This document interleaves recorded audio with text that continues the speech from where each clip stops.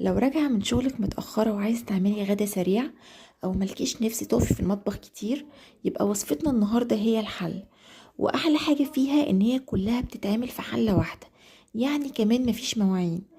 المكرونة بالسجق من الأكلات اللذيذة قوي، ووقت تحضيرها مش هياخد منك أكتر من ربع ساعة. بس طبعا زي ما اتعودنا قبل ما نبدأ يلا نسمي الله ونصلي على الرسول. رفعت طاسة على النار ونزلت فيها بمعلقتين أو 3 زيت كبار، وعليهم بصلاية متوسطة متقطعة صغير، وفضلت اشوح في البصلة لحد ما دبلت.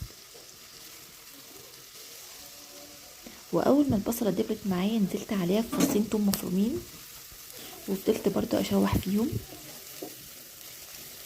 لحد ما دبلوا تماما وبدأت البصلة تاخد لون اصفر خفيف.